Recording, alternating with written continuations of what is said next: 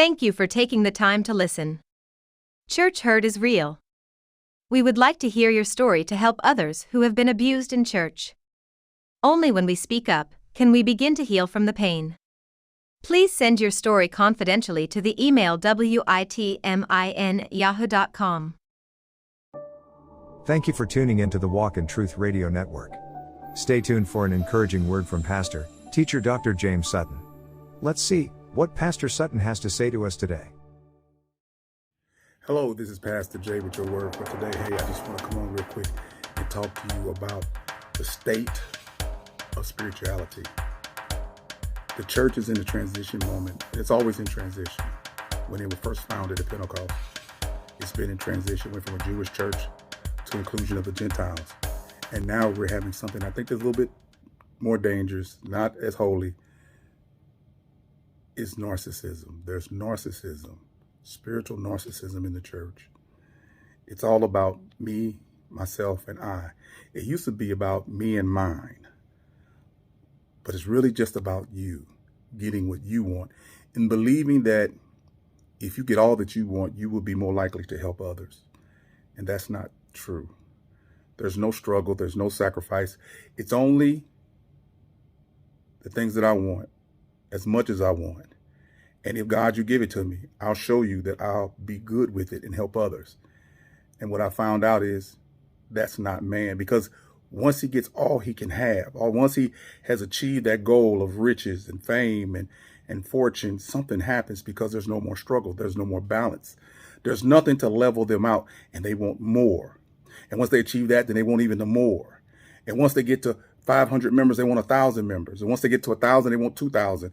And what they're willing to do is put anybody in their circle, in their sphere, that's willing to help them get there. And the person that helped them get started gets put down. The person that kept them grounded gets set aside in the church.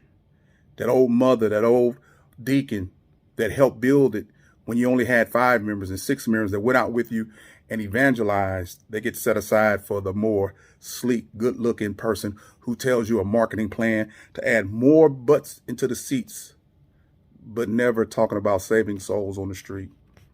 And this is what we're dealing with now inside the body of Christ. Spiritual narcissism. How much is too much? And will you ever be satisfied? Who are you looking at and deciding that you want to be like them in the ministry? God called you to save souls. Maybe just 1 or 2 or 10. But why do you think that you're called to be mega anything? Because if you look at the history of what's going on and what God is doing right now, he's exposing all of them. You can start on any side of the fence. African-American church, Caucasian church, the Catholic church, the Baptist church, the Kojic church, all the churches. The megas are being exposed, and some of the small ones are being exposed. But the thing about it is, what the common factor is, absolute power corrupts absolutely. And you always need a balance. You always need someone to say, you know what? That's not right. I don't care what it'll bring, because it corrupts the soul. It corrupts the moral fiber of the church. It's not worth it. And more is going to come. More things are going to happen until we decide that spiritual narcissism is not of God. It's actually Satan worship, and Satan worship is actually self-worship. And you'll say, I've got everything I need, and I still need to build bigger and more barns. But there's only one problem. The day you tear down what God has given you, that you built up with, and you want to have more without his authorization, your soul may be required of you. And he called that person a fool. So how many people, how many churches are operating on a foolish principle of me, myself, and I, and never willing to share the burden of another person, never willing to share their weakness, but only want to hang around when they're strong?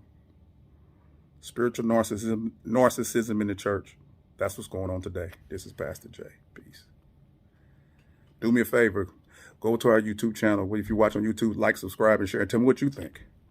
Am I wrong? Am I wrong?